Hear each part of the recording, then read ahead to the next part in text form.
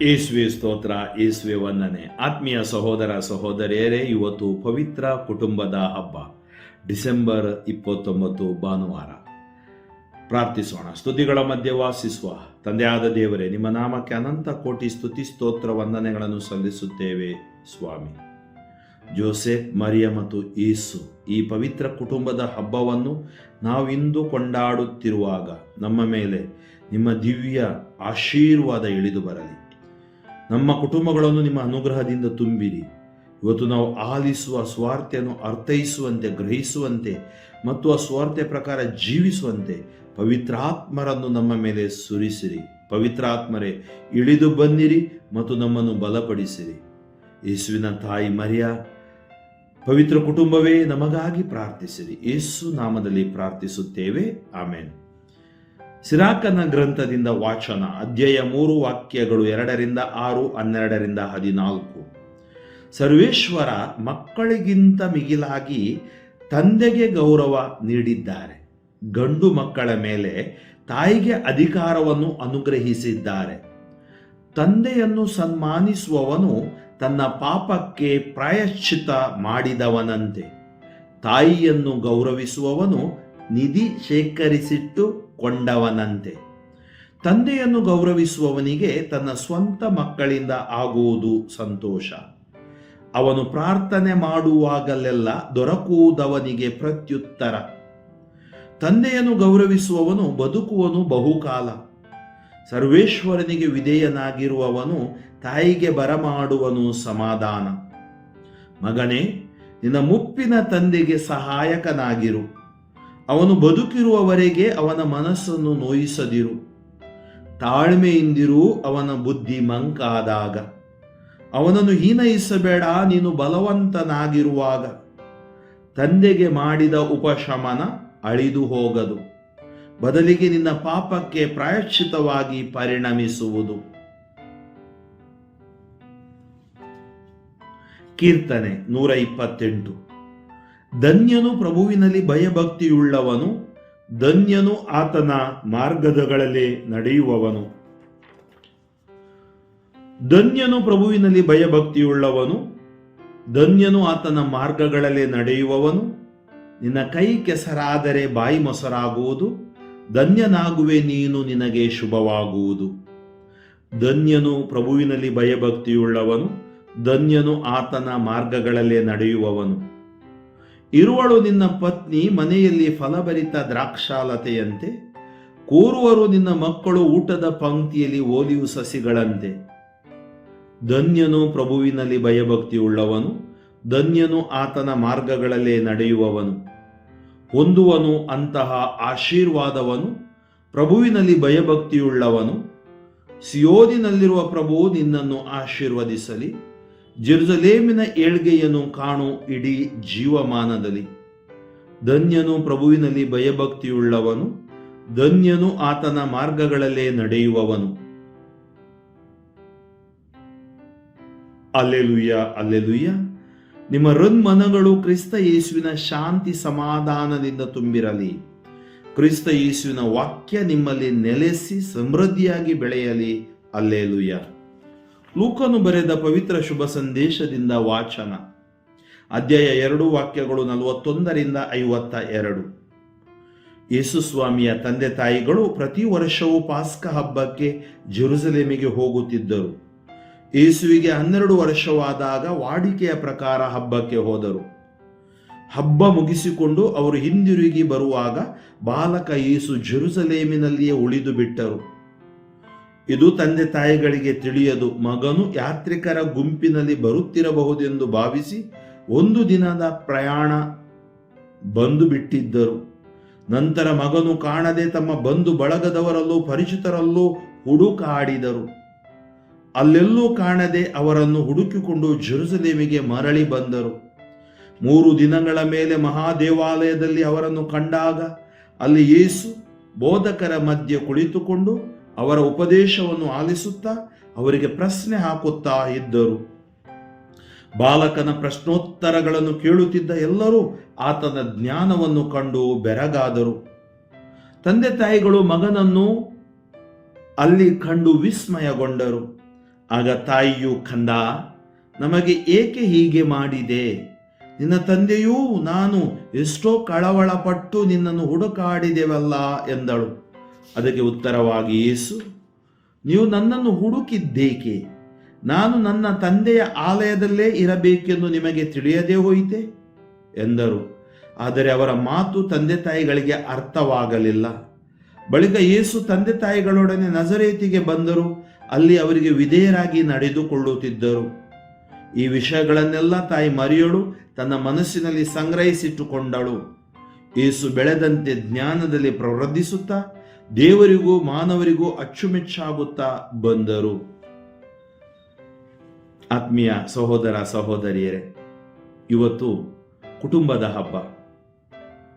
ತಂದೆ ತಾಯಿ ಮಕ್ಕಳು, ಪತಿ ಪತ್ನಿ, ತಂದೆ ತಾಯಿಯಾಗಿ ಕುಟುಂಬವನ್ನು ಆರಂಭಿಸಿ ದೇವರ ಆಶೀರ್ವಾದದೊಡನೆ ಜೀವಿಸುವಂಥದ್ದೇ ಕುಟುಂಬ. ಮನುಷ್ಯ ಕುಟುಂಬ ಜೀವಿ. ಈ ವಿಶ್ವ ಒಂದು ಕುಟುಂಬ, ನಮ್ಮ ರಾಷ್ಟ್ರ ಒಂದು ಕುಟುಂಬ, ಹಾಗೂ ನಾವು ಜೀವಿಸುವುದೊಂದು ಕುಟುಂಬ. ದ್ವಿತೀಯ ಯೋಹಾನ ಪೌಲರು, ಸಂತರಾದ ಇವರು ನನಗೆ ಕುಟುಂಬದ ಬಗ್ಗೆ ಹೇಳಿದ್ದು ಇನ್ನೂ ನನ್ನ ಮನಸ್ಸಿನಲ್ಲಿದೆ. Family is a domestic church. ನೀವು ನೋಡುವ ಧರ್ಮಕೇಂದ್ರವಲ್ಲ, ಆದರೆ ಕುಟುಂಬ ಒಂದು ಧರ್ಮ ಕೇಂದ್ರ. ಆ ಕುಟುಂಬಗಳು ಸೇರಿ ಒಂದು ಧರ್ಮ ಕೇಂದ್ರ. ಅದರಿಂದ ಕುಟುಂಬದಲ್ಲಿ ಅನೇಕ ಜವಾಬ್ದಾರಿಗಳು ತಂದೆಗೂ ತಾಯಿಗೂ ಇದೆ. ನೋಡಿ, ಯೌವನಸ್ಥಕ್ಕೆ ಬರುವಾಗ ಯುವತಿ ಪರಿಪಕ್ವವಾದಾಗ ಅವರು ಸಾಂಸ್ಕಾರಿಕವಾಗಿ ಧರ್ಮಸಭೆಯಲ್ಲಿ ವಿವಾಹವಾಗ್ತಾರೆ. ಕುಟುಂಬ ಜೀವನಕ್ಕೆ ಅವರು ತಮ್ಮ ಜೀವನವನ್ನು ಸಮರ್ಪಿಸುತ್ತಾರೆ. ಇದು ಕೂಡ ಒಂದು ಸಮರ್ಪಣೆಯ ಜೀವನ. ಹೇಗೆ ನಾವು ನೋಡ್ತೀವಿ ಧರ್ಮ ಭಗಿನಿಯರು ಅಥವಾ ಗುರುಗಳು ಸಮರ್ಪಣೆ ಜೀವನ ಮಾಡ್ತಾರೆ, ಹಾಗೇನೆ ಇದು ಪತಿಯಾದವನು ಪತ್ನಿಗೆ, ಪತ್ನಿಯಾದವಳು ಪತಿಗೆ ಸಮರ್ಪಿಸುವ ಜೀವನ. ಮತ್ತು ಅಲ್ಲಿ ದೇವರ ಆಶೀರ್ವಾದ ಇದೆ. ದೇವರಿಗಾಗಿ ಆರಂಭಿಸುವ ಕುಟುಂಬ, ದೇವರ ಯೋಜನೆಯನ್ನು ಮುಂದೆ ಕೊಂಡು ಹೋಗುವುದೇ ಕುಟುಂಬ. ದೇವರು ಒಂದು ಕುಟುಂಬ, ಪವಿತ್ರ ಕುಟುಂಬ ಅಂತೀವಿ ನಾವು, ಪರಮತ್ರಿತ್ವ, ಪಿತಾಸುತ ಪರಿಶುದ್ಧಾತ್ಮ, ಹಾಗೇನೆ ಯೇಸು ಮರಿಯ ಜೋಸೆಫ್, ಇದೊಂದು ಕುಟುಂಬ. ಇವತ್ತು ನಮಗೆ ಎಲ್ಲರಿಗೂ ಕುಟುಂಬಕ್ಕೂ ಪ್ರೇರಣೆ, ಮಾದರಿ ಪವಿತ್ರ ಕುಟುಂಬ. ಯಾಕೆ? ಈ ಕುಟುಂಬದಲ್ಲಿ ಒಂದು ದೊಡ್ಡ ಜವಾಬ್ದಾರಿ ಇಲ್ಲಿ ಯೋಸೇಫನಿಗೂ ಮತ್ತು ಮರಿಯಳಿಗೂ ಇತ್ತು. ಅವರು ಬಡಗಿಯಾಗಿದ್ರು, ಇವರು ಬಟ್ಟೆ ಕೆಲಸ ಮಾಡುತ್ತಿದ್ರೂ ಕೂಡ ಮಗನಿಗೆ ವಿಶ್ವಾಸ ಪ್ರಾರ್ಥನೆಯಲ್ಲಿ ಬೆಳೆಸಿದ ಕುಟುಂಬ ಈ ಕುಟುಂಬವಾಗಿತ್ತು. ಬಹಳ ಸೂಕ್ಷ್ಮ ನಮ್ಮ ಜೀವನ. ನಾವು ಈ ಲೋಕಕ್ಕೆ ಬಂದಾಗ ನಮಗೆ ಹೆಚ್ಚಾಗಿ ತಂದೆ ತಾಯಿಯ ಆಶ್ರಯ, ತಾಯಿಯ ಮಡಿಲು, ತಂದೆಯ ಭುಜ, ಇದೆಲ್ಲ ನಮಗೆ ಆಶೀರ್ವಾದ. ಅಲ್ಲಿಂದ ನಾವು ಕಲಿಯುತ್ತೀವಿ. ಆದ್ದರಿಂದ ಆ ಸಮಯದಲ್ಲಿ ನಮ್ಮ ಮಕ್ಕಳಿಗೆ ನಾವು ಸರಿಯಾದ ದಾರಿಯಲ್ಲಿ ನಾವು ಅವರನ್ನು ರೂಪಿಸಬೇಕು. ಅನೇಕ ಬಾರಿ ಏನಾಗುತ್ತೆ ಅಂದರೆ ಆ ಸಮಯದಲ್ಲಿ ನಾವು ರೂಪಿಸೋಲ್ಲ. ಆ ಸಮಯದಲ್ಲಿ ಎಲ್ಲೋ ಬ್ಯುಸಿಯಾಗಿ ಆ ಮಕ್ಕಳಿಗೆ ಅವರಿಷ್ಟಕ್ಕೆ ಬಿಟ್ಟು ಟಿವಿನೋ ಅದರಲ್ಲಿ ಏನೇನೋ ನೋಡಿ ಮೊಬೈಲ್ ಕೊಟ್ಟು ಇವತ್ತಿನ ಮಕ್ಕಳು, ಅದರಲ್ಲೂ ಕಥೋಲಿಕ ಕ್ರೈಸ್ತ ಮಕ್ಕಳು ವಿಶ್ವಾಸ ಪ್ರಾರ್ಥನೆಯಲ್ಲಿ ಕೊರತೆಯಲ್ಲಿದ್ದಾರೆ. ಯಾಕಂದ್ರೆ ಇರೋದು 1-2 ಎಲ್ಲವನ್ನು ಕೊಟ್ಟು ಬಿಡ್ತೀರಾ ನೀವು ಆ ಮಕ್ಕಳಿಗೆ. ನೋಡಿ, ಒಳ್ಳೆಯ ರೀತಿಯಲ್ಲಿ ನೀವು ತರಬೇತಿ ಕೊಟ್ಟ ಮಗು, ನನಗೆ ಅನುಭವ ಆಗುತ್ತೆ ಕೆಲವು ಸರಿ ಮನೆಗೆ ಪ್ರೇಯರ್ಗೆಲ್ಲ ಹೋದಾಗ, ಅಲ್ಲಿ ಒಂದು ವೇಳೆ ಆ ಮಗು ಪ್ರೇಯರಿಗೆ ನಿಂತಾಗ ಡಿಸ್ಟರ್ಬ್ ಮಾಡ್ತಾ ಅಂದರೆ ಆ ತಂದೆ ತಾಯಿಗಳು ಆ ಮಗುವಿಗೆ ಒಳ್ಳೆಯ ರೀತಿಯಲ್ಲಿ ತರಬೇತಿ ಕೊಡಲಿಲ್ಲ. ಆ ಮಗು ಪ್ರೇಯರ್ ಅನ್ನುವಾಗ ಕರ ಜೋಡಿಸಿ ನಿಲ್ಲುತ್ತೆ ಅಂದರೆ ಅದಕ್ಕೆ ಕೊಡುವ ಎಲ್ಲ ತರಬೇತಿಯೊಂದಿಗೆ ಪ್ರಾರ್ಥನಾ ತರಬೇತಿ ಕೊಟ್ಟಿದ್ದಾರೆ. ಆ ಜವಾಬ್ದಾರಿ ತಂದೆದ್ದು ಮತ್ತು ತಾಯಿದ್ದು. ಆ ಮಗುವಿಗೆ ಏನು ಬೇಕು ಅದೆಲ್ಲ ನಾವು ತಂದು ಕೊಡ್ತೀವಿ. ಕೆಲವರು ಅಳ್ತಾ ಇದ್ದಾರೆ ಅಂದರೆ ಅದು ನಾನು ನೋಡಿದ್ದೀನಿ, ಮಕ್ಕಳು ಹಠ ಸ್ವಭಾವ, ಅವ್ರಿಗೆ ಗೊತ್ತು ಹೇಗೆ ತಂದೆಯನ್ನು ತಾಯಿಯನ್ನು ಪುಸ್ಲಾಯಿಸಬೇಕು, ಅದು ಅವ್ರಿಗೆ ಗೊತ್ತು, ಬಹಳ ಚೆನ್ನಾಗಿ ಗೊತ್ತು. ಕೆಲವು ಸರಿ ಈ ಮಕ್ಕಳ ಮೈಂಡ್ ಅರ್ಥ ಮಾಡ್ಕೊಳ್ಳೋದು ಬಹಳ ಕಷ್ಟ. ಆದ್ದರಿಂದ ಅವರು ಊಟ ಮಾಡಬೇಕಾದ್ರೆ ಇದೆಲ್ಲ ಕೊಡಬೇಕಾಗತ್ತೆ, ಅವ್ರಿಗೆ ಗೊತ್ತು. ಆದರೆ ನಾವು ಯೋಚನೆ ಮಾಡಬೇಕು, ಇವತ್ತು ನಮ್ಮ ಜವಾಬ್ದಾರಿ ಅಷ್ಟೇನಾ ಅಥವಾ ಅದಕ್ಕಿಂತ ಮಿಗಿಲಾದುದಾ? ಆದ್ದರಿಂದ ಇವತ್ತಿನ ಈ ಘಟನೆ, ನಜರೇತಿನಲ್ಲಿ ನಡೆದ ಘಟನೆ, ಜೆರುಸಲೇಮ್ ದೇವಾಲಯದಲ್ಲಿ ನಡೆದ ಘಟನೆ, ಯೇಸು ಸ್ವಾಮಿ ಅವರ ಜೊತೆಗೆ ಹೋದ್ರು, ವಿಧೇಯರಾದ್ರು, ಜ್ಞಾನದಲ್ಲೂ ಬುದ್ಧಿಯಲ್ಲೂ ಪ್ರವರ್ಧಿಸ್ತಾ ಇದ್ರು. ಯಾವಾಗ 4ನೇ ಆಜ್ಞೆ ಜೊತೆಗೆ ನಾವು ಜೀವಿಸ್ತೀವಿ, ತಂದೆ ತಾಯಿಗೆ ಗೌರವಿಸು, ದೇವರು ನಿನ್ನನ್ನು ಆಶೀರ್ವದಿಸ್ತಾರೆ, ಮೇಲೆತ್ತಾರೆ. ನಿನ್ನ ಕೊನೆವರೆಗೂ ನೀನು ಆಧ್ಯಾತ್ಮಿಕತೆ ಬಿಡೋಲ್ಲ. ಏನೇ ಕಥೆಗಳು ಬರಬಹುದು, ಆದರೆ ಇವತ್ತು ಎಷ್ಟು ಮಂದಿ ಮನೆಯಲ್ಲಿ ಪ್ರೇಯರ್ ಇತ್ತು, ಇವತ್ತು ಆಧ್ಯಾತ್ಮಿಕತೆ ಇಲ್ಲ, ಪ್ರೇಯರ್ ಬಿಟ್ಬಿಟ್ಟಿದ್ದೀರಿ, ಚರ್ಚ್ಗೆ ಹೋಗೋಲ್ಲ, ಎಷ್ಟು ಕಷ್ಟಪಟ್ರಿ, ಯಾಕೆ ದೇವರನ್ನು ಬಿಟ್ಟು ದೂರ ಹೋಗಿದ್ದೀರಿ? ವಿಶೇಷವಾಗಿ ನೀವು ಬೇರೆ ಬೇರೆ ರಾಷ್ಟ್ರಗಳಲ್ಲಿ ಕೆಲಸ ಮಾಡ್ತಿರುವಾಗ ಅಲ್ಲಿ ನಿಮಗೆ ಇಂಥ ಒಂದು ಸಮಸ್ಯೆಗಳು ಎದುರಾಗಬಹುದು. ಆ ನಿಟ್ಟಿನಲ್ಲಿ ನೀವು ಯೋಚನೆ ಮಾಡ್ತಕ್ಕದ್ದು. ಆದ್ರಿಂದ ಇವತ್ತು ಯೋಚನೆ ಮಾಡಿ, ನಮ್ಮ ಕುಟುಂಬಗಳು ನಿಜವಾಗಿಯೂ ಪ್ರೀತಿಯ ತಾಣಗಳಾಗಿದ್ದೇವೆಯಾ, ಅಥವಾ ಮಾತಿನಲ್ಲಿ ಬಿಡುವ ನೋವಿನ ಬಾಣಗಳು ಅದರಿಂದ ನಾವು ನೋಯಿಸ್ತಾ ಇದ್ದೀವ? ನಮ್ಮ ಕುಟುಂಬದಲ್ಲಿ ಸಮಾಧಾನ ಇದೆಯಾ? ತಂದೆ ತಾಯಿಯನ್ನು ಗೌರವಿಸ್ತಾ ಇದ್ದೀವ? ಅದಕ್ಕಾಗಿ ಇವತ್ತಿನ ಮೊದಲನೇ ವಾಚನ ನೀವು ಓದಬೇಕು. ಸಿರಾಕನ ಗ್ರಂಥ 3ನೇ ಅಧ್ಯಾಯ ವಾಕ್ಯ 2-6 ಮತ್ತು 12-14. ಸರ್ವೇಶ್ವರ ಮಕ್ಕಳಿಗಿಂತ ಮಿಗಿಲಾಗಿ ತಂದೆಗೆ ಗೌರವ ನೀಡಿದ್ದಾರೆ. ನೋಡಿ, ದೇವರು ನನಗಿಂತ ಹೆಚ್ಚು ನನ್ನ ತಂದೆ ತಾಯಿಗೆ ಗೌರವ ನೀಡಿದ್ದಾರೆ. ಗಂಡು ಮಕ್ಕಳ ಮೇಲೆ ತಾಯಿಗೆ ಅಧಿಕಾರವನ್ನು ಅನುಗ್ರಹಿಸಿದ್ದಾರೆ. ನೋಡಿ, ದೇವರು ಅವರಿಗೆ ಅಧಿಕಾರ ಕೊಟ್ಟಿದ್ದಾರೆ. ತಂದೆಯನ್ನು ಸನ್ಮಾನಿಸುವವನು ತನ್ನ ಪಾಪಕ್ಕೆ ಪ್ರಾಯಶ್ಚಿತ ಮಾಡಿದವನಂತೆ, ತಾಯಿಯನ್ನು ಗೌರವಿಸುವನು ನಿಧಿ ಶೇಖರಿಸಿಟ್ಟುಕೊಂಡವನಂತೆ. ಅಂದ್ರೆ ತಂದೆ ತಾಯಿ ಇಬ್ಬರನ್ನು ನಾವು ಗೌರವಿಸುವಾಗ ಪಾಪಕ್ಕೆ ಪ್ರಾಯಶ್ಚಿತ, ಅದು ನಮ್ಮ ವಿಧೇಯತ್ವ, ನಾವು ದೇವರಿಗೆ ವಿಧೇಯರಾಗ್ತೀವಿ, ಆಶೀರ್ವಾದವಾಗಿ ಮಾರ್ಪಾಡುತ್ತೆ. ತಂದೆಯನ್ನು ಗೌರವಿಸುವನಿಗೆ ಸ್ವಂತ ಮಕ್ಕಳಿಂದ ಆಗುವುದು ಸಂತೋಷ. ಯಾಕಂದ್ರೆ ಒಂದು ದಿನ ನೀನು ಕೂಡ ತಂದೆ ಆಗ್ತೀಯ, ತಾಯಿ ಆಗ್ತೀಯ. ನಿನಗೂ ಗೊತ್ತಾಗುತ್ತೆ, ನಿನ್ನ ಮಕ್ಕಳು ನಿನ್ನ ಜೀವನದಲ್ಲಿ ಬಂದಾಗ, ಕೆಲಸ ಕಾರ್ಯಗಳಿದ್ದಾಗ ಯಾವ ಮಾದರಿಯಲ್ಲಿ ನೀನು ಕೊಡ್ತೀಯೋ ಅದೇ ಮಾದರಿಯಲ್ಲಿ ನಿನಗೂ ಸಿಗುತ್ತೆ, ಅದೇ ಮಾಪನದಲ್ಲೂ ನಿನಗೂ ಸಿಗುತ್ತೆ. ನೋಡಿ, ಯಾವಾಗ ನಾವು ತಂದೆ ತಾಯಿಗೆ ಗೌರವಿಸ್ತೀವಿ, ಆವಾಗ ನಾವು ಏನೇ ಪ್ರೇಯರ್ ಮಾಡಲಿ ದೇವರು ಪ್ರೇಯರ್ಗೆ ಆಶೀರ್ವಾದವನ್ನು ಕೊಡ್ತಾರೆ, ಪ್ರೇಯರ್ ಅನ್ನು ಕೇಳ್ತಾರೆ. ತಂದೆಯನ್ನು ಗೌರವಿಸುವವನು ಬದುಕುವನು ಬಹುಕಾಲ, ಸರ್ವೇಶ್ವರನಿಗೆ ವಿಧೇಯನಾಗಿರುವವನು ತಾಯಿಗೆ ಬರಮಾಡುವನು ಸಮಾಧಾನ. ನಮಗೊಂದು ಅಡ್ವೈಸ್ ಕೊಡ್ತಾನೆ ಸಿರಾಕ, ಮಗನೇ ನಿನ್ನ ಮುಪ್ಪಿನ ತಂದೆಗೆ ಸಹಾಯಕನಾಗಿರು. ಇವತ್ತು ತಂದೆ ತಾಯಿಗೆ ಮುಪ್ಪು ಬರುತ್ತೆ, ಮುಪ್ಪು ಬಂದಾಗ ಮಬ್ಬಾಗುತ್ತೆ ಕಣ್ಣುಗಳು, ಮನಸ್ಸು ಮಬ್ಬಾಗುತ್ತೆ. ಆದ್ದರಿಂದ ನಿನಗೆ ಬೇಕಾದದ್ದು ಏನು? ಮಗನೇ ನಿನ್ನ ಮುಪ್ಪಿನ ತಂದೆಗೆ ಸಹಾಯಕನಾಗಿರು, ಅವನು ಬದುಕಿರುವವರೆಗೆ, ಅವಳು ಬದುಕಿರುವವರೆಗೆ ಅವರ ಮನಸ್ಸನ್ನು ನೋಯಿಸದು. ಇವತ್ತು ಎಷ್ಟು ಮಂದಿ ಮಕ್ಕಳು ತಂದೆ ತಾಯಿರು ಹಾಸಿಗೆಯಲ್ಲಿದ್ದಾರೆ ಅಥವಾ ವೃದ್ಧಾಶ್ರಮದಲ್ಲಿ ಬಿಟ್ಟು ಹೊರದೇಶಕ್ಕೆ ಹೋಗಿದ್ದಾರೆ. ಆಸ್ತಿ ಇದೆ, ಹಣ ಇದೆ, ಎಲ್ಲ ಇದೆ, ಆದರೆ ಒಳ್ಳೆಯ ಮನಸ್ಸಿಲ್ಲ. ನೋಡಿ, ಇವತ್ತು ಬೇಕು, ಕ್ರಿಸ್ತ ಹುಟ್ಟಬೇಕಾದುದು ಇಲ್ಲಿ, ದೇವರ ವಾಕ್ಯ ಇರಬೇಕಾದುದು ಇಲ್ಲಿ. ತಾಯಿ ಮರಿಯಮ್ಮನವರು ಅದನ್ನು ಹೃದಯದಲ್ಲಿಟ್ಟರು. ಒಂದು ವೇಳೆ ದೇವರ ವಾಕ್ಯ ನಾವು ನಿಜವಾಗಿ ದೇವರ ಮಕ್ಕಳಾಗಿದ್ದರೆ ನಾವು ಅವರಿಗೆ ಕೈ ಬಿಡ್ತಿರ್ಲಿಲ್ಲ. ಬೈಬಲ್ ಹೇಳುತ್ತೆ, ತಾಳ್ಮೆಯಿಂದಿರು ಅವನ ಬುದ್ಧಿ ಮಂಕಾದಾಗ. ಅವ್ರ ಬುದ್ಧಿ ಮಂಕ ಆಗುತ್ತೆ, ಅವ್ರು ಹೇಳಿದ್ದನ್ನು ಹೇಳ್ತಾರೆ, ಮರ್ತು ಬಿಡ್ತಾರೆ, ನನಗೆ ಹೇಳಲೇ ಇಲ್ಲ ಅಂತಾರೆ, ಬೈತಾರೆ. ಇದೆಲ್ಲ ಕಾಮನ್. ಎಷ್ಟೋ ಬಾರಿ ವೃದ್ಧರ ಜೊತೆಗೆ ಆಶ್ರಮಗಳಿಗೆ ಹೋಗುವಾಗ ಅಥವಾ ಅವರನ್ನು ಭೇಟಿ ಮಾಡುವಾಗ ಇದನ್ನು ಅನುಭವ ನಮ್ಗಾಗುತ್ತೆ. ಅದರಿಂದ ತಾಳ್ಮೆ ಬಹಳ ಮುಖ್ಯ. ಹಿರಿಯರ ಜೊತೆ ತಾಳ್ಮೆ ಬೇಕು, ಕಿರಿಯರ ಜೊತೆ ನೀವು ಆದರ್ಶವಾಗಿರಬೇಕು. ಆದ್ದರಿಂದ ಈ ತಾಳ್ಮೆ ಮತ್ತು ಪ್ರೀತಿ ಎರಡೂ ಬೇಕು ನಮಗೆ. ಅವನನ್ನು ಹೀನೈಸಬೇಡ, ನೀನು ಬಲವಂತನಾಗಿರುವಾಗ. ಕೆಲವರು ಇವತ್ತು ನನ್ನ ಹತ್ರ ಹಣ ಇದೆ, ನನ್ನ ಹಂಗಿನಲ್ಲಿ ತಂದೆ ತಾಯಿ ಇದ್ದಾರೆ ಅಂತೇಳಿ ಅವರನ್ನು ಹೀನೈಸೋದು, ಅವಮಾನ ಮಾಡೋದು ಮಾಡಬೇಡ. ನೀನು ಮಗಳಾಗು, ಮಗುವಾಗು, ಯಾರಿರು, ಅವ್ರು ಒಳ್ಳೆತನ ಕೇಳ್ತೀಯ, ಬುದ್ಧಿ ಹೇಳ್ತೀಯ, ವೆರಿ ಗುಡ್. ಆದರೆ ಹೀನೈಸುವುದಿದೆ ಅಲ್ಲ ಎಲ್ಲರ ಮುಂದೆ, ಅದು ಒಳ್ಳೆಯದಲ್ಲ. ಯಾಕಂದ್ರೆ ಅವರು ನಿನ್ನ ತಂದೆ, ಅವರು ನಿನ್ನ ತಾಯಿ. ಮಾತಾಡುವ ಮಾತುಗಳ ಕುರಿತು ಬಹಳ ಜೋಪಾನವಾಗಿರು. ಬೈಬಲ್ ಹೇಳುತ್ತೆ, ಹೌದಾದ್ರೆ ಹೌದೆನ್ನು, ಇಲ್ಲವಾದ್ರೆ ಇಲ್ಲವೆನ್ನು. ಅಂದ್ರೆ ಆ ತಂದೆ ತಾಯಿಗಳ ಬಲಹೀನತೆಯನ್ನು ಬೇರೆ ಕಡೆ ಹೇಳಲಿಕ್ಕೆ ಹೋಗಬೇಡ. ತಂದೆಗೆ ಮಾಡಿದ ಉಪಶಮನ ಅದು ಅಳಿದು ಹೋಗೋದು, ಬದಲಿಗೆ ನಿನ್ನ ಪಾಪಕ್ಕೆ ಪ್ರಾಯಶ್ಚಿತವಾಗಿ ಪರಿಣಮಿಸುವುದು. ಅದರಿಂದ ಇವತ್ತಿನ ಕೀರ್ತನೆ ನಮಗೆ ಹೇಳುತ್ತೆ, ಧನ್ಯನು ಪ್ರಭುವಿನಲ್ಲಿ ಭಯಭಕ್ತಿ ಉಳ್ಳವನು, ಧನ್ಯನು ಆತನ ಮಾರ್ಗಗಳಲ್ಲಿ ನಡೆಯುವವನು. ಅಂದ್ರೆ ಆತನ ಸಂಸ್ಕಾರಗಳಲ್ಲಿ, ಆ ದೈವಾಜ್ಞೆಗಳಲ್ಲಿ, ವಾಕ್ಯದಲ್ಲಿ ನಡೆಯಬೇಕು. ಅಲ್ಲಿ ನಮಗೆ ಆಶೀರ್ವಾದ, ಅಲ್ಲಿ ಕುಟುಂಬಕ್ಕೆ ಆಶೀರ್ವಾದ, ಅಲ್ಲಿ ನಾವು ಮಾಡಿದ ಕೆಲಸ ಕಾರ್ಯಗಳಿಗೆ ಆಶೀರ್ವಾದ, ಮತ್ತು ನಾವು ದೇವರಿಂದ ಆಶೀರ್ವಾದ ಪಡೆದ ಜನಾಂಗವಾಗುತ್ತೇವೆ.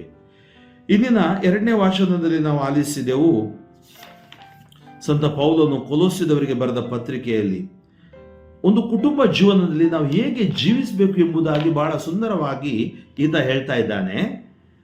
ನೀವು ದೇವರಿಂದ ಆಯ್ಕೆಯಾದವರು, ನಮ್ಮ ಕುಟುಂಬಗಳು ದೇವರಿಂದ ಆಯ್ಕೆಯಾದವರು. ಎಲ್ಲಿ? ದೀಕ್ಷಾಸ್ನಾನದಲ್ಲಿ ನಾವು ದೇವರಿಂದ ಆಯ್ಕೆಯಾದವರು, ದೇವರಿಗೆ ಪ್ರಿಯವಾದವರು, ದೇವರ ಸ್ವಂತ ಜನರು. ಈಗಿರಲಾಗಿ ನಮ್ಮಲ್ಲಿ ಏನ್ ಬೇಕು? ಕನಿಕರ, ದಯೆ, ದೀನತೆ, ವಿನಯಶೀಲತೆ, ಶಾಂತಿ, ಸಹನೆ, ಈ ಸದ್ಗುಣಗಳು ನಮ್ಮ ಆಭರಣಗಳಾಗಿರಬೇಕು. ಬೇರೆ ಯಾವ ಆಭರಣಗಳು ನಶಿಸಿ ಹೋಗ್ತವೆ, ಈ ಆಭರಣಗಳು ಸದಾ ಉಳಿಯುತ್ತವೆ. ನನ್ನಲ್ಲಿ ಕನಿಕರ ಇದೆಯಾ? ಇರಬಹುದು ತಂದೆ ತಾಯಿ ಮೇಲೆ, ನೆರೆಹೊರೆಯವರ ಮೇಲೆ.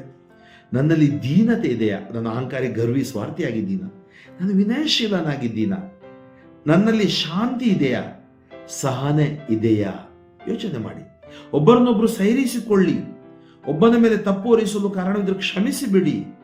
ಪ್ರಭು ಯೇಸು ಕ್ಷಮಿಸಿದಂತೆ ನೀವು ಕ್ಷಮಿಸಿರಿ. ಎಲ್ಲಕ್ಕಿಂತ ಮಿಗಿಲಾಗಿ ನಿಮ್ಮ ಹೃದಯದಲ್ಲಿ ಪ್ರೀತಿ ಇರಲಿ. ಪ್ರೀತಿಯ ಸಮಸ್ತವನ್ನು ಐಕ್ಯಗೊಳಿಸುವ, ಸಂಪೂರ್ಣಗೊಳಿಸುವ ಬಂಧನ ಎಂಬುದಾಗಿ ನಮಗೆ ಸಂತ ಪೌಲರು ನುಡಿಯುತ್ತಾರೆ. ನೀವು ಒಂದೇ ಶರೀರವಾಗಿ ಬಾಳಲು, ಎಲ್ಲಿ? ಕ್ರಿಸ್ತರಲ್ಲಿ ನಾವು ಒಂದೇ ಶರೀರವಾಗಿದ್ದೀವಿ. ಆದ್ದರಿಂದ ನಮ್ಮ ಕುಟುಂಬದಲ್ಲೂ ಕೂಡ ನಾವು ಒಂದೇ ಶರೀರವಾಗಿದ್ದೀವಿ, ಪ್ರಭುವಿಗೆ ಸೇರಿದವರಾಗಿದ್ದೀವಿ. ಶರೀರವಾಗಲು ಕರೆಯಲ್ಪಟ್ಟಿದ್ದೀರಿ, ಒಂದೇ ಶರೀರವಾಗಿ ಬಾಳಲು ಕರೆಯಲ್ಪಟ್ಟಿದ್ದೀರಿ. ಕೃತಜ್ಞತೆ ಉಳ್ಳವರಾಗಿ ಜೀವಿಸಿರಿ. Live in thanksgiving. Murmuring ಬೇಡ, ಗುಣಗುಟ್ಟುವುದು ಬೇಡ. ಕ್ರಿಸ್ತ ಯೇಸುವಿನ ವಾಕ್ಯ ನಿಮ್ಮಲ್ಲಿ ನೆಲೆಸಿ ಸಮೃದ್ಧಿಯಾಗಿ ಬೆಳೆಯಲಿ. ಕ್ರಿಸ್ತ ಯೇಸುವಿನ ವಾಕ್ಯ, ಯೇಸುವಿನಲ್ಲಿ ದೇವರ ಶಕ್ತಿ ಬೆಳೆದು ಸಮೃದ್ಧಿಯಾಗಿ ಬೆಳೀತಾ ಇತ್ತು. ಅದಕ್ಕೆ ಅವರು ಅಲ್ಲಿ ಪ್ರಶ್ನೆಗಳನ್ನು ಕೇಳ್ತಿದ್ರು. ಮತ್ತೆ ಹೀಗೆ ಜೀವಿಸಬೇಕು. ಉಪದೇಶ ಮಾಡ್ಕೊಳ್ಳಿ, ಬುದ್ಧಿ ಹೇಳ್ಕೊಡ್ರಿ, ಪರಸ್ಪರ ಹೆಲ್ಪ್ ಮಾಡ್ರಿ, ಸಹಾಯ ಮಾಡ್ರಿ, ಕೃತಜ್ಞತೆ ಉಳ್ಳವರಾಗಿ ಜೀವಿಸಿರಿ. ನೋಡಿ, ದೇವರಿಗೆ ಸದಾ ಥ್ಯಾಂಕ್ಸ್ ಹೇಳಿ. ಕ್ರಿಸ್ತ ಯೇಸುವಿನ ವಾಕ್ಯ ನಿಮ್ಮಲ್ಲಿ ನೆಲೆಸಿ ಸಮೃದ್ಧಿಯಾಗಿ ಬೆಳೆಯಲಿ. ದೇವರ ವಾಕ್ಯ ಹೇಗೆ ಬೆಳೆಯಬೇಕು? ಸಮೃದ್ಧಿಯಾಗಿ ಬೆಳೆಯಬೇಕು. ಯಾವಾಗ ನಾವು ದೇವರಿಗೆ ವಿಧೇಯರಾಗ್ತೀವಿ, ದೇವರ ಹಾದಿಯಲ್ಲಿ ಜೀವಿಸ್ತೀವಿ, ಆ ವಾಕ್ಯ ಸಮೃದ್ಧಿಯಾಗಿ ನಮ್ಮಲ್ಲಿ ಬೆಳೆಯುತ್ತೆ. ಮತ್ತೆ ನೀವು ಹೇಗೆ ಜೀವಿಸಬೇಕು? ಜ್ಞಾನ ಸಂಪನ್ನರಾಗಿ ಒಬ್ಬರಿಗೊಬ್ಬರು ಬುದ್ಧಿ ಹೇಳ್ರಿ, ಉಪದೇಶ ಮಾಡ್ರಿ, ಕೃತಜ್ಞತೆ ಉಳ್ಳವರಾಗಿ. ನೋಡಿ, ನಮ್ಮ ಹೃದಯದಲ್ಲಿ ಯಾವಾಗಲೂ ಕೃತಜ್ಞತಾ ಭಾವ ತುಂಬಿರಬೇಕು. ನೀವು ಕೀರ್ತನೆಗಳಿಂದಲೂ, ಸಂಗೀತಗಳಿಂದಲೂ, ಭಕ್ತಿಗೀತೆಗಳಿಂದಲೂ ಹೃದಯಾಂತರಾಳದಿಂದ ದೇವರಿಗೆ ಹಾಡಿ, ದೇವರಿಗೆ ಸ್ತುತಿ, ಸ್ತೋತ್ರ, ವಂದನೆ, ಮಹಿಮೆ ಸಲ್ಲಿಸಿ. ನೀವು ಏನೇ ಮಾಡಿದ್ರು, ನುಡಿಯಲ್ಲೂ ನಡೆಯಲ್ಲೂ ಅದು ಯೇಸುವಿನ ಮಹಿಮೆಗಾಗಿ ಮಾಡಿರಿ. ಅವರ ಮುಖಾಂತರವೇ ಪಿತ ದೇವರಿಗೆ ಕೃತಜ್ಞತೆಯನ್ನು ಸಲ್ಲಿಸತಕ್ಕದ್ದು. ತದನಂತರ ಪತ್ನಿಯರಿಗೆ ಮತ್ತು ಪತಿಯರಿಗೆ ಹೇಳ್ತಾರೆ, ಪುರುಷರೇ ನಿಮ್ಮ ಪತ್ನಿಯನ್ನು ಪ್ರೀತಿಸಿರಿ, ಅವರೊಡನೆ ಕಠಿಣವಾಗಿ ವರ್ತಿಸಬೇಡಿ. ನೋಡಿ, ಕುಟುಂಬ ಜೀವನದಲ್ಲಿ ಕಾಠಿಣ್ಯತೆಯಲ್ಲಿ ವರ್ತಿಸುವುದಲ್ಲ. ಮಕ್ಕಳೇ, ಎಲ್ಲದರಲ್ಲೂ ಪುರುಷರೇ ನಿಮ್ಮ ಪತ್ನಿಯನ್ನು ಪ್ರೀತಿಸಿರಿ, ಮಹಿಳೆಯರೇ ನಿಮ್ಮ ಪತಿಯರಿಗೆ ಪ್ರಭು ಮೆಚ್ಚುವಂತೆ ತಗ್ಗಿ ನಡೆದುಕೊಳ್ಳಿ. ಪ್ರಭು ಮೆಚ್ಚುವಂತೆ ತಗ್ಗಿ ನಡೆದುಕೊಳ್ಳಿ. ಪುರುಷರೇ ನಿಮ್ಮ ಪತ್ನಿಯನ್ನು ಪ್ರೀತಿಸಿ. ಅದರಿಂದ ಪ್ರೀತಿ ಮತ್ತು ತಗ್ಗುವುದಂದ್ರೆ ವಿಧೇಯತೆ, ಒಂದೇ ನಾಣ್ಯದ ಎರಡು ಮುಖಗಳು. ಅವರೊಡನೆ ಕಠಿಣವಾಗಿ ವರ್ತಿಸಬೇಡಿ. ಮಕ್ಕಳೇ, ಎಲ್ಲದರಲ್ಲೂ ತಂದೆ ತಾಯಿಗಳ ಮಾತು ಕೇಳಿರಿ. ನೋಡಿ, ತಂದೆ ತಾಯಿಗಳ ಮಾತು ಕೇಳಿರಿ. ಹೀಗೆ ಮಾಡಿದರೆ ಪ್ರಭುವಿಗೆ ಮೆಚ್ಚುಗೆ ಆಗುತ್ತದೆ ಮತ್ತು ಆಶೀರ್ವಾದ ನಿಮಗೆ ಸಿಗುತ್ತೆ. ತಂದೆ ತಾಯಿಗಳೇ, ನಿಮ್ಮ ಮಕ್ಕಳನ್ನು ಕೆರಳಿಸಿ ಮನ ಕುಗ್ಗಿಸದಿರಿ, ಬೇಕಾದಂತೆ ಇರಿಟೇಟ್ ಮಾಡದಿರಿ. ಅವರನ್ನು ಕೂಡ ಅರ್ಥ ಮಾಡಿಕೊಂಡು, ನೋಡಿ, ಮಾನವ ಸಂಬಂಧ, ಕುಟುಂಬ ಸಂಬಂಧ, ನಮ್ಮ ಜ್ಞಾನ ನಮಗೆ ದೇವರು ಕೊಡ್ತಾರೆ. ದೇವರೊಟ್ಟಿಗೆ ಜೀವಿಸಿದಾಗ ಎಲ್ಲವೂ ಆಶೀರ್ವಾದವಾಗಿ ಮಾರ್ಪಾಡುವುದು. ಅದರಿಂದ ಇವತ್ತು ಹೇಗೆ ದೇವರೊಟ್ಟಿಗೆ ಜೀವಿಸಿದ ಜೋಸೆಫ್ ಮತ್ತು ಮರಿಯಳ ಜೀವನ, ಕನಿಕರ, ದಯೆ, ಎಲ್ಲ ಅವರ ಜೀವನದಲ್ಲಿ ಪ್ರಾಮಾಣಿಕತೆ ಇದೆಲ್ಲ ಇತ್ತು, ಸರಳತೆ. ಅಲ್ಲಿ ಅವರು ಹಬ್ಬಕ್ಕೆ ಹೋಗ್ತಾರೆ. ಹಬ್ಬದಲ್ಲಿ ನಡೆದ ಘಟನೆ ನಮಗೆ ಗೊತ್ತಿದೆ. ಯೇಸು ತಪ್ಪಿ ಹೋಗ್ತಾರೆ. ತಪ್ಪಿ ಹೋದ ಬಾಲ ಯೇಸು ದೇವಾಲಯದಲ್ಲಿ ಕಾಣ ಸಿಕ್ಕಿದರು ಎಂಬುದಾಗಿ ನಾವು ರಹಸ್ಯಗಳಲ್ಲಿ ಪ್ರಾರ್ಥಿಸ್ತೀವಿ. ಆದರೆ ಯೇಸು ಸ್ವಾಮಿ ಅಲ್ಲಿ ಹಿರಿಯರ ಜೊತೆಗೆ ಇದ್ದು ಅವರೊಡನೆ ಸಂವಾದ ಮಾಡ್ತಾ ಇದ್ರು. ಅವರೊಂದು ಪ್ರಶ್ನೆ ಕೇಳ್ತಾರೆ, ನನ್ನನ್ನು ಯಾಕೆ ಹುಡುಕಿದ್ದು? ನಾನು ಆಲಯದಲ್ಲಿ ಇರಬೇಕೆಂದು ನಿಮಗೆ ತಿಳಿಯದೆ ಹೋಯಿತೆ. ಆದರೆ ಅವರಿಗೆ ಅರ್ಥ ಆಗಿಲ್ಲ ಆವಾಗ. ಆದರೆ ತದನಂತರ ಅವರಿಗೆ ಅರ್ಥ ಆಗುತ್ತೆ. ಯೇಸು ತಂದೆ ತಾಯಿಗಳೊಡನೆ ನಜರೇತಿಗೆ ಬರ್ತಾರೆ, ವಿಧೇಯರಾಗಿ ನಡೆಯುತ್ತಾರೆ ಮತ್ತು ಅವರು ಜ್ಞಾನದಲ್ಲಿ ವೃದ್ಧಿಸುತ್ತಾರೆ. ತಂದೆ ತಾಯಿಗಳ ಆಶೀರ್ವಾದ, ಜ್ಞಾನ ವೃದ್ಧಿ ನಮಗೆ ಸಿಗುತ್ತೆ. ಆದರೆ ನಿಮ್ಮ ದುಃಖದಲ್ಲಿರುವ ಅಥವಾ ಅನಾರೋಗ್ಯದಲ್ಲಿರುವ ತಂದೆ ತಾಯಿಗಳನ್ನು ಪ್ರೀತಿಸಿ. ಒಂದು ವೇಳೆ ಕರೆ ಮಾಡದಿದ್ದರೆ ಹಿಂದೆ ಅವರಿಗೆ ಕರೆ ಮಾಡಿ. ಪ್ರತಿ ವಾರದಲ್ಲೂ ಒಂದು ಸಾಧ್ಯವಾದರೆ ಪ್ರತಿದಿನ ಒಂದು 5 ನಿಮಿಷ ಎಷ್ಟು ವಾಟ್ಸಪ್, ಫೇಸ್ಬುಕ್ಕಲ್ಲಿ ಕಳೀತೀವಿ. ಅವ್ರಿಗೆ ಏನು ಬೇಡ, ನಿನ್ನ ಮಾತು, ನಿನ್ನ ಸಾಂತ್ವನ, ನಿನ್ನ ಒಂದು ಮುಖ ನೋಡಿದರೆ ಅವರು ಚೆನ್ನಾಗಿ ನಿದ್ದೆ ಮಾಡ್ತಾರೆ, ಚೆನ್ನಾಗಿ ಊಟ ಮಾಡ್ತಾರೆ. ಇವತ್ತು ಸುಮಾರು ತಂದೆ ತಾಯಿಗಳು ರೋಗಿಯಾಗಲಿಕ್ಕೆ ಕಾರಣ ಯಾರು ಗೊತ್ತಾ? ಅವರ ಮಕ್ಕಳೇ. ಯಾಕೆಂದರೆ ಆಸ್ತಿ ವಿಭಾಗ ಮಾಡುವಾಗ ತಂದೆ ತಾಯಿಯನ್ನು ವಿಭಾಗ ಮಾಡಿಬಿಟ್ಟಿದ್ದಾರೆ. ಆದರೆ ಅವರ ಹೃದಯದಲ್ಲಿ ಅವರ ಮಗನಿಗಾಗಿ, ಮಗಳಿಗಾಗಿ ಕೊರಗ್ತಾ ಇದೆ ಆ ಹೃದಯ. ಅದು ಯಾರಿಗೂ ಅರ್ಥ ಮಾಡಿಕೊಳ್ಳಲಾಗುವುದಿಲ್ಲ. ಆದ್ದರಿಂದ ಹಿಂದೆ ಪ್ರತಿನಿತ್ಯ ಸಾಧ್ಯವಾದ 5 ನಿಮಿಷ ವಿಡಿಯೋ ಕಾಲ್ ಮಾಡಿ ಮಾತನಾಡಿ. ಇದು ಆಶೀರ್ವಾದ. ಅವರು ಅನಾರೋಗ್ಯದಲ್ಲಿರುವಾಗ ಓಡಿ ಬಂದು ಆಸ್ಪತ್ರೆಗೆ, ಸಾಯುವಾಗ ಮಣ್ಣಾಕ್ಲಿಕ್ಕೆ ಬರುವುದು ಮಾತ್ರವಲ್ಲ, ಜೀವಂತವಾಗಿರುವಾಗ ಅವರನ್ನು ಪ್ರೀತಿಸಿ, ಅವರಿಗಾಗಿ ಪ್ರಾರ್ಥಿಸಿ, ಅವರಿಗೆ ವೇದನೆ ಕೊಡಬೇಡಿ ಮತ್ತು ಅವರ ಒಂದು ಆಶೀರ್ವಾದದಿಂದ ನೀವು ಕೂಡ ನಿಮ್ಮ ಕುಟುಂಬವನ್ನು ಆಶೀರ್ವಾದದ ಕುಟುಂಬವನ್ನಾಗಿ ಮಾಡಿ ಎಂದು ನಾನು ಈ ಕುಟುಂಬದ ಹಬ್ಬ ದಿನದಂದು ಪವಿತ್ರ ಕುಟುಂಬದ ಆಶೀರ್ವಾದ ನಿಮಗೆ ಲಭಿಸಲೆಂದು ಪ್ರಾರ್ಥಿಸಿ ಆಶೀರ್ವದಿಸುತ್ತೇನೆ. ಸರ್ವಶಕ್ತ ಕರುಣಾಳು ದೇವರೇ, ನಿಮ್ಮ ನಾಮಕ್ಕೆ ಅನಂತ ಕೋಟಿ ಸ್ತುತಿ ಸ್ತೋತ್ರ ವಂದನೆಗಳನ್ನು ಸಲ್ಲಿಸುತ್ತೇನೆ ಪ್ರಭುವೆ. ಇಂದು ಸಾರಿದ ಈ ಸುವಾರ್ತೆ ಆಶೀರ್ವಾದವಾಗಿ ಮಾರ್ಪಡಲಿ, ಎಲ್ಲ ಕೇಡುಗಳಿಂದ ನಮ್ಮನ್ನು ರಕ್ಷಿಸಲಿ. ನಾನು ಪ್ರಾರ್ಥಿಸುವ ಎಲ್ಲ ಜನರು ಅಭಿಷೇಕಗೊಳ್ಳಲಿ.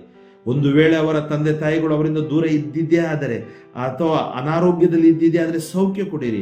ಅವರು ಬೇರೆ ಬೇರೆ ಕಡೆ ಆಶ್ರಮಗಳಲ್ಲಿ ಅವರನ್ನು ಹಾಕಿದ್ದಿದ್ದಾರೆ, ದೇವ ಅವರನ್ನು ಪ್ರೀತಿಯಿಂದ ಸಂಭಾಳಿಸಲು ಮತ್ತು ಪ್ರೀತಿಸಲು ಸಾಧ್ಯವಾದರೆ ತಾವು ತಮ್ಮ ಜೊತೆಗಿಟ್ಕೊಂಡು ನೋಡ್ಕೊಳ್ಳಲು ಬೇಕಾದ ಶಕ್ತಿಯನ್ನು ಕರುಣಿಸಿರಿ. ಯೇಸು ನಾಮದಲ್ಲಿ ಕುಟುಂಬ ಸಂಬಂಧಗಳು ವೃದ್ಧಿಯಾಗಲಿ, ಕುಟುಂಬಗಳು ಪವಿತ್ರವಾಗಲಿ. ಯಾವ ಕುಟುಂಬದಲ್ಲಿ ಮಕ್ಕಳ ಭಾಗ್ಯ ಇಲ್ಲ, ಮಕ್ಕಳ ಭಾಗ್ಯ ಸಿಗಲಿ. ವಿಚ್ಛೇದನ ಹಾದಿಯಲ್ಲಿರುವವರು, ಸಪರೇಟ್ ಆಗಿರುವವರು ಒಟ್ಟಿಗೆ ಬರುವಂತೆ ಅಭಿಷೇಕಿಸಿರಿ. ವಿವಾಹಕ್ಕೆ ಸಂಬಂಧಗಳು ಬಾರದವರು ಈ ಒಂದು ಕರೆಯನ್ನು ಕೊಟ್ಟು ಆಶೀರ್ವದಿಸಿರಿ. ಯೇಸು ನಾಮದಲ್ಲಿ ವಾಕ್ಯ ರಕ್ತ ಶಕ್ತಿಯಲ್ಲಿ ಎಲ್ಲ ಅಂಧಕಾರ ಶಕ್ತಿ ಪೀಡೆ ಪಿಚಾಚಿಗಳು ಯೇಸು ನಾಮದಲ್ಲಿ ಬಿಟ್ಟು ಸೊಟ್ಟು ಬೂದಿಯಾಗಲಿ. Touch them, anoint them, bless them for your glory. ಯೇಸು ನಾಮದಲ್ಲಿ ಪ್ರಾರ್ಥಿಸ್ತೀನಿ ಜೋಳ ತಂದೆಯೇ. ಆತ್ಮೀಯರೇ, ನಿಮಗೆಲ್ಲರಿಗೂ ಪವಿತ್ರ ಕುಟುಂಬ ಹಬ್ಬದ ಶುಭಾಶಯಗಳು. ನನಗಾಗಿಯೂ, ನಾನು ಮಾಡುವ ಯುವ ಸೇವೆ ಮತ್ತು ವಿವಿಧ ಸೇವೆಗಳಿಗಾಗಿಯೂ, ಸ್ವಾರ್ಥ ಸೇವೆಗಾಗಿಯೂ ನೀವು ಪ್ರಾರ್ಥಿಸಿರಿ. ನಿಮ್ಮ ಕುಟುಂಬಗಳು ದೇವರ ಕರುಣೆಯನ್ನು ಹೊಂದಲಿ, ಅನುಗ್ರಹದಿಂದ ತುಂಬಲಿ ಮತ್ತು ಪ್ರಭುವಿಗೆ ಸಾಕ್ಷಿಯಾಗಲೆಂದು ಹಾರೈಸುತ್ತೇನೆ. ಆಮೆನ್. ನಿಮಗೆಲ್ಲರಿಗೂ ಹೊಸ ವರ್ಷದ ಶುಭಾಶಯಗಳನ್ನು ನಾನು ಕೋರುತ್ತೇನೆ. 2024ರಲ್ಲಿ ನೀವು ನನಗೆ ಸಹಕರಿಸಿದ ಹಾಗೆ 2025ರಲ್ಲೂ ಕೂಡ ಈ ಸುವಾರ್ತೆಯನ್ನು ಆಲಿಸಿ, ಈ ಸುವಾರ್ತೆಯ ಮೂಲಕ ನಿತ್ಯ ಜೀವದೆಡೆಗೆ ನೀವು ಪಯಣಿಸಲು ಆಶೀರ್ವಾದವಾಗಿ ಈ ಸುವಾರ್ತೆ ಮಾರ್ಪಡಲೆಂದು ನಾನು ಬಯಸುತ್ತೇನೆ. ಆಮೆನ್.